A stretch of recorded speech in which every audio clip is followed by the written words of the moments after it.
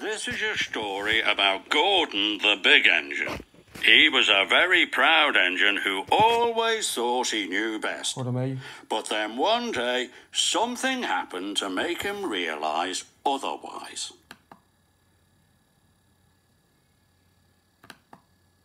Gordon was always boasting and telling the other engines how to behave.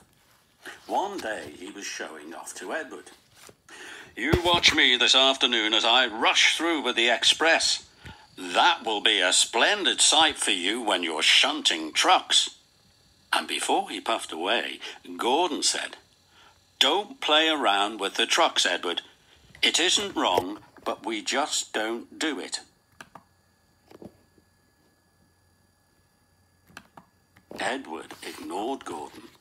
It was fun playing with the trucks. He came up quietly behind them and gave them a push.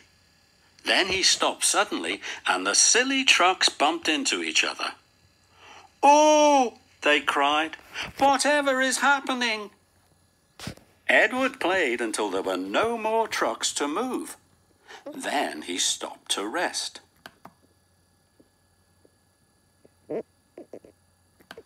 Suddenly, Edward heard a whistle.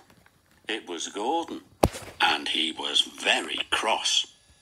Instead of pulling nice shiny coaches, he was pulling lots of dirty coal trucks. "A goods train," he grumbled. "The shame of it." Gordon went slowly past, with the trucks clattering behind him.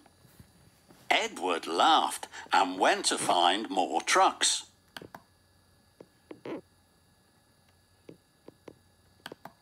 But soon there was trouble. A porter came and spoke to Edward's driver. "Gordon can't get up the hill," he said.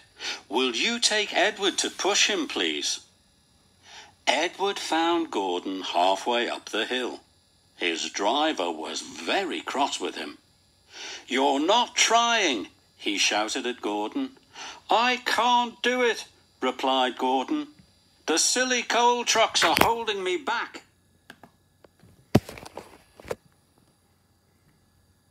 Edward came up behind Gordon's brake van, ready to push. "You'll be no use at all," huffed Gordon. "You wait and see," replied Edward.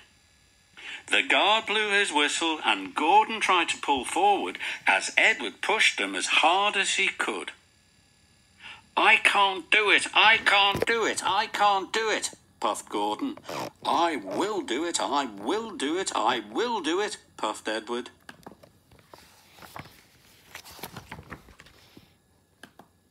Edward pushed and puffed with all his strength, and before long, Gordon was at the top of the hill.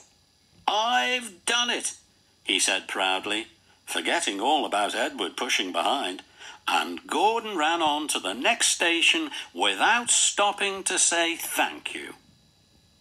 But the Fat Controller didn't forget to thank Edward.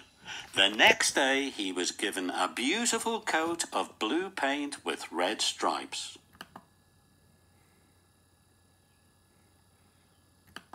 Gordon hadn't learned his lesson.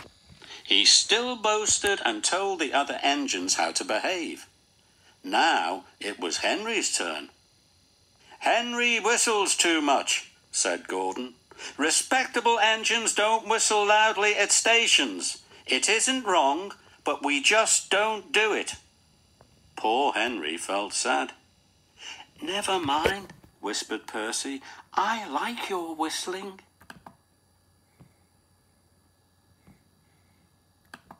The next morning, as Gordon left the shed, he called to Henry. "Goodbye, Henry. Be sure and remember what I said about whistling." Later that day, Henry took a slow train to Edward's station. "Hello, Henry," said Edward.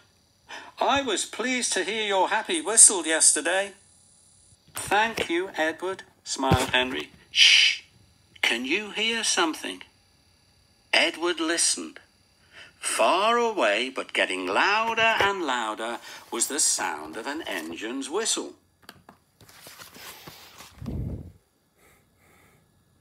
"It sounds like Gordon," said Edward. But Gordon never whistles like that. But it was Gordon. He came rushing down the hill at a tremendous speed. Gordon's whistle valve wouldn't close, and he was whistling fit to burst. He screamed through the station and disappeared.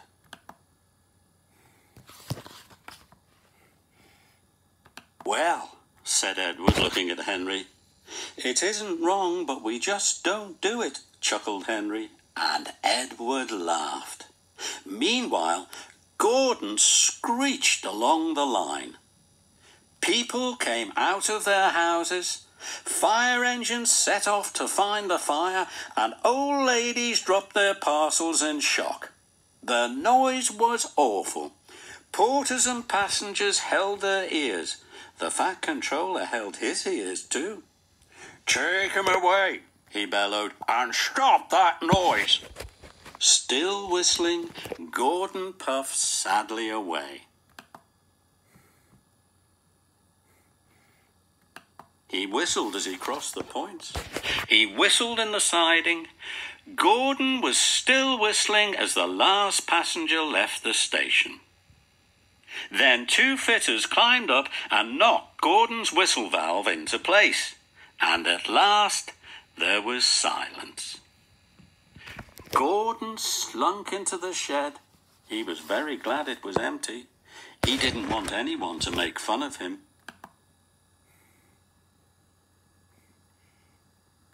Later that evening, the other engines came back.